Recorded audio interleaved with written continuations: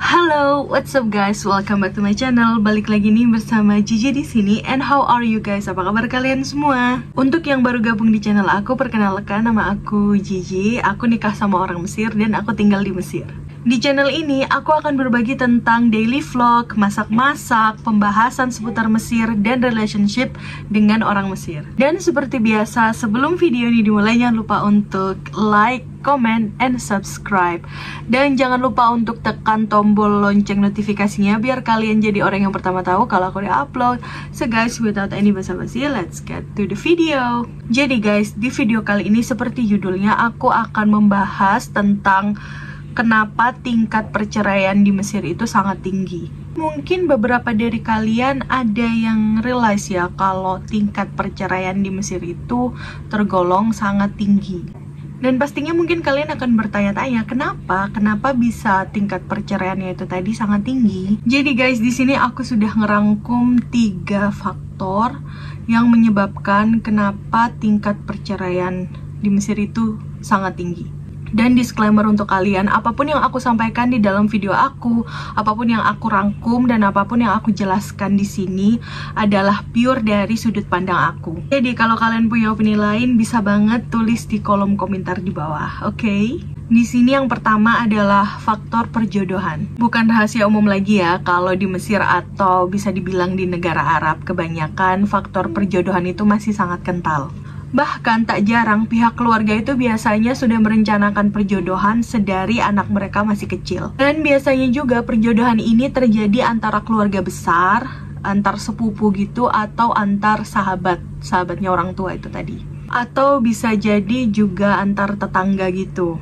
Kenapa demikian? Biasanya para orang tua itu akan merasa lebih aman kalau mereka itu menjodohkan anaknya dengan keluarga dari orang yang mereka tahu. Jadi intinya si keluarga nih, si orang tua sudah tahu nih bebet bibit bobotnya si calon dari anaknya tadi sedari mereka kecil. Kan apalagi kalau keluarga, tetangga, atau temen deket kan. Jadi mereka tahu kebiasaannya, ini anak baik atau buruk, ini anak edukasinya gimana. Jadi seenggaknya mereka tuh udah tahu gitu seluk-beluk keluarga dari calonnya anak mereka nanti. Dan ini guys, pernikahan dari hasil perjodohan itu ada yang bisa dibilang sukses sampai tua, sampai kakek nenek, punya anak, punya cucu, mereka bahagia. Tapi ada juga yang pernikahan yang didasarkan atas perjodohan ini tidak berjalan sesuai keinginan dari masing-masing laki-laki atau perempuan gitu, maksudnya masing-masing dari anak tadi yang dijodohkan. Kadang dari sinilah gitu mereka nikah, tapi karena dijodohkan mereka tidak cocok, akhirnya mereka memilih untuk berpisah. Tak jarang loh guys, ada beberapa yang nikahnya itu baru gitu loh, nggak yang lama, mereka baru nikah kayak 3 bulan, 2 bulan dan langsung bercerai.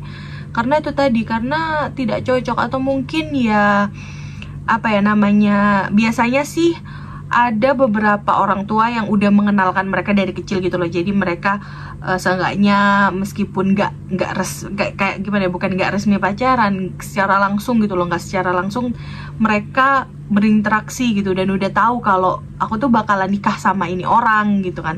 Tapi ada juga yang meskipun begitu tetap aja gitu kan punya pilihan dari hatinya sendiri. Atau mungkin di sini anak yang dijodohkan tadi itu kurang memiliki kesabaran ya. Kan biasanya untuk mencintai seseorang itu kan juga butuh kesabaran, butuh mengenal satu sama lain.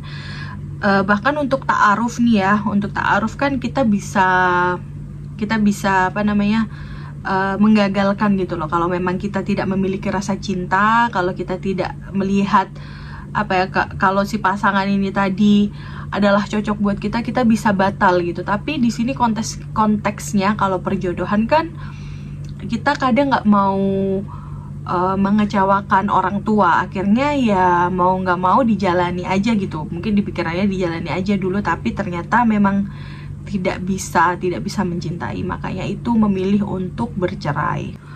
Tapi guys, uniknya di dalam keluarga seperti itu tuh mereka juga masih tidak kapok gitu loh. Aku denger dari beberapa cerita temen aku yang orang Mesir gitu, yang kakaknya atau mungkin dia kenal seseorang gitu ya, relatifnya mereka udah dijodohin ya, si laki-laki udah dijodohin dengan seorang perempuan gitu ya, terus mereka menikah tidak sampai lama terus bercerai. Nanti ketika mau menikah lagi biasanya orang tuanya itu akan ikut campur lagi gitu loh. Orang tuanya akan berusaha untuk menjodohkan si laki-laki ini dengan perempuan lain pilihan mereka gitu. Makanya kadang ada beberapa kasus di mana si laki-laki itu kadang capek dan memutuskan untuk nggak mau menikah aja gitu, karena kalaupun mau menikah mereka harus harus nurutin apa kata si orang tua. Jadi kurang lebih begitu guys. Sekarang kita masuk ke faktor nomor 2, yaitu karena perceraian di Mesir itu sangat mudah. Jadi guys, proses perceraian di Mesir itu sangat mudah dan singkat, meskipun mereka nikahnya juga secara sah ya dalam hukum dan agama, tapi perceraiannya itu nggak kayak di Indo gitu loh. Kalau di Indo kan masih harus sidang, meditasi, bla bla bla gitu kan. Karena di Indonesia mungkin masih berusaha mencoba untuk menyatukan gitu loh keluarga. Kalau memang ada jalannya gitu, masih bisa bersatu, kenapa harus bercerai gitu. Tapi kalau di Mesir, kalau laki-lakinya ya udah mau cerai, kebanyakan pihak dari kantor untuk yang mengurus perceraian itu yang nggak peduli gitu loh. Ya udah, kalau kamu mau cerai ya udah cerai gitu. Dan meskipun tanpa sepengetahuan istri, itu mereka masih bisa tetap menceraikan. Jadi kalau di Indonesia kita harus menginformasi ya, kita harus mengirimkan surat cerai lah, nanti ditandatangani lah, bla bla bla gitu. Tapi kalau di Mesir tinggal si laki-lakinya aja gitu pergi ke kantor apa gitu. Aku kurang tahu sih kantor apa yang ngurus perceraian, tapi ya udah tinggal kesana aja, aku mau cerai, udah langsung keluar surat cerainya. Dan ketika surat cerainya keluar, dia bisa langsung kasihin ke istrinya gitu. Dan di sini yang ketiga adalah pernikahan dengan keuntungan, or marriage with benefit. Jadi guys, bukan rahasia umum lagi kan kalau banyak sekali pria Mesir itu yang pengen keluar dari negaranya. Dan aku juga udah pernah jelasin ya kenapa pria Mesir itu pengen keluar dari Mesir. Nah, di sini tak jarang beberapa orang itu menghalalkan berbagai cara gitu loh. Ada banyak sekali orang Mesir yang memang sangat berusaha keras menabung, bekerja gitu kan, mencari experience, terus mereka dapat kerja di luar negeri. Tapi tak jarang juga ada yang main nakal gitu loh, yang pengen gampang aja untuk bisa tinggal di luar negeri dengan gampang, tidak usah belajar, tidak usah kerja, ya mereka bisa langsung pergi gitu. Dengan cara apa? Ya, dengan cara menikahi perempuan dari negara tujuan gitu. Kalau umpamanya si laki-laki pengen ke Amerika gitu ya, mereka akan mencari orang Amerika untuk dinikahi gitu. Kalau ingin ke Kanada ya orang Kanada yang dinikahin. Kalau ingin ke Indonesia ya berarti orang Indonesia lah yang harus dinikahin. Biasanya pernikahan with benefit ini terjadi antara laki-laki Mesir tuh yang masih muda dengan perempuan-perempuan tua dari Europe atau enggak dari Amerika. Ini tuh sangat sering terjadi, bahkan banyak sekali kasusnya. Jadi jatuhnya kayak sugar mommy gitu. Si perempuan tua Amerika atau Eropa tadi itu bisa dibilang mungkin financialnya udah stabil kan, mereka udah tua. Terus di sisi lain mereka juga kesepian. Dan dari pihak laki-lakinya juga mereka butuh untuk disupport secara finansial biasanya.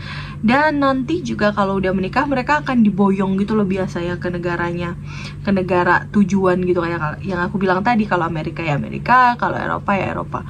Kalau menurut aku sih sejauh yang aku lihat kebanyakan emang mereka sorry guys, anak aku lagi mengomel sendiri. Jadi sejauh ini dari sudut pandang aku itu kalau umpamanya dari Asia ya, kayak dari Indonesia, Malaysia, terus dari wanita-wanita dari Asia itu agak jarang ya. Maksudnya ya mungkin ada 1-2 kasus yang seperti ini, tapi menurutku tuh lebih sedikit gitu loh dibandingkan dengan dari wanita-wanita yang dari negara barat, dari negara Eropa gitu.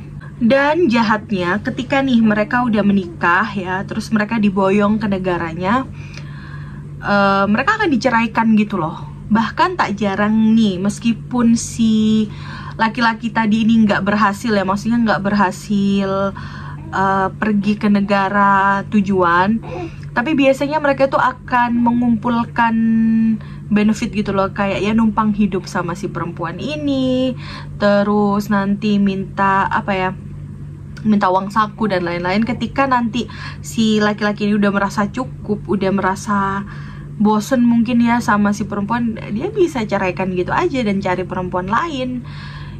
Jadi ya begitu guys. Ada beberapa orang yang emang sejahat itu di sini. Jadi kalau menurut aku nggak ada salahnya kalau umpamanya kalian kenal orang Mesir ya, lagi pacaran sama orang Mesir, kalian tahu seluk-beluknya gitu, tahu tujuan dia menikah itu apa. Karena ada juga orang yang emang hunter gitu, pengen menikah sama orang luar biar mereka tuh bisa keluar dari Mesir.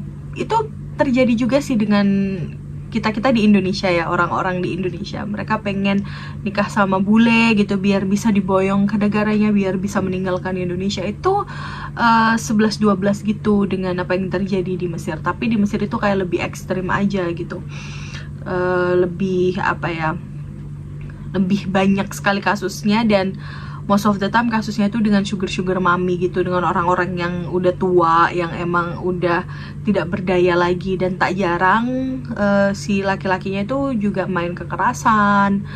Terus apa ya, mereka itu kayak menyiksa secara lahir dan batin. Jadi untuk kalian semua, please be careful, be aware. Yang aku bilang tadi, pastikan kalau umpamanya kalian emang udah siap, si laki-laki mau menikah, kalian udah tahu tujuan kalian berdua itu menikahnya seperti apa nanti ketika sudah tinggal bersama gitu kan.